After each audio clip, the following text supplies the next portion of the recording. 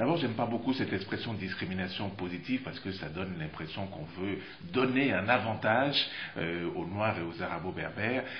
Prenons l'exemple des femmes qui n'avaient pas le droit de vote. Le fait qu'elles se soient battues pour obtenir le droit de vote, c'est pas un avantage. Bref, ce que je veux dire, c'est que c'est le fait qu'elles n'avaient pas le droit de vote qui était un pur scandale. Et bien, c'est exactement la même chose pour les populations noires et les Arabes. C'est le fait qu'il y ait de fortes discriminations, qui est un scandale absolu. Donc, pour répondre à votre question, la discrimination positive à la française, je ne sais pas ce que c'est, je préférerais parler d'action positive.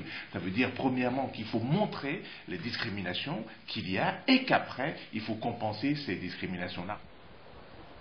Pour atteindre cet objectif d'une représentation plus juste des minorités, il faut agir à la fois sur l'éducation, la ville, la justice et l'emploi. Oui, il faut en arriver à une politique d'incitation et une politique de répression de la discrimination qui doit conduire les entreprises à avoir une représentation plus cohérente de la société. Pourquoi à un moment, on ne met pas en place des mesures concrètes pour combattre ces discriminations, c'est-à-dire n'importe quel chef d'entreprise qui, à un moment, discrimine quelqu'un, puisse répondre devant la justice et de la manière la plus lourde possible.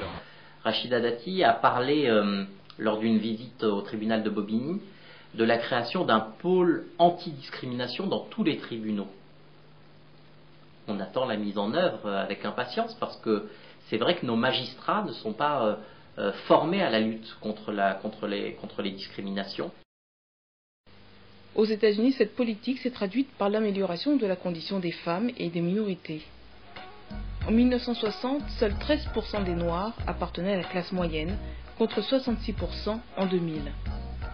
Des résultats qui ont inspiré l'idée d'un label diversité dans l'Hexagone. On pourrait tout à fait reprendre l'une des propositions du candidat Sarkozy qui disait nous allons mettre en place un label diversité. Il disait nous n'allons confier les appels d'offres publics qu'à des entreprises qui prouveront que leur entreprise justement est représentative de la société française. Voilà quelque chose de très concret. Vu du Canada où la politique de la diversité a depuis longtemps façonné la société, la polémique en France surprend, comme l'explique cette consoeur. J'étais étudiante en master à Sciences Po et c'était la première année des EP.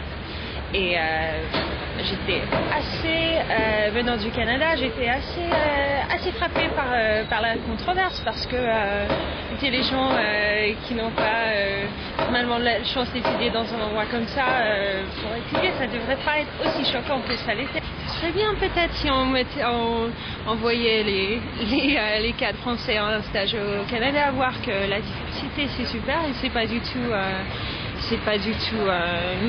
c'est plus une question là-bas. Donc comment on arrive à mettre la diversité dans les boîtes, les grandes boîtes, chez les cadres en France, ça c'est une autre question, mais quand on voit le résultat de la diversité là-bas et à quel point, une fois que c'est plus une question, c'est très bien, ça c'est l'important.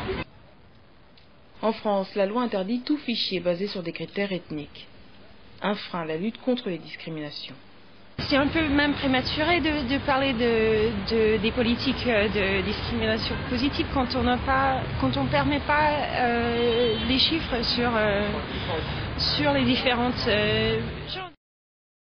Sans les statistiques, vous n'arrivez pas à montrer le niveau des discriminations. Est-ce que vous savez aujourd'hui quel est le niveau des discriminations dans les entreprises? Moi, je ne sais pas. Est-ce qu'on sait aujourd'hui quel est le niveau des discriminations qui touchent les populations noires dans le logement? On ne le sait pas. Chaque noir sait ce qui lui arrive, mais globalement, personne ne sait. La société française ne sait pas. Donc les statistiques de la diversité n'ont pas vocation à montrer quelque chose que l'on sait. Ça a vocation à montrer, à révéler quelque chose que personne ne sait. Donc ce n'est pas un outil dont on peut se passer. C'est un outil qui est indispensable.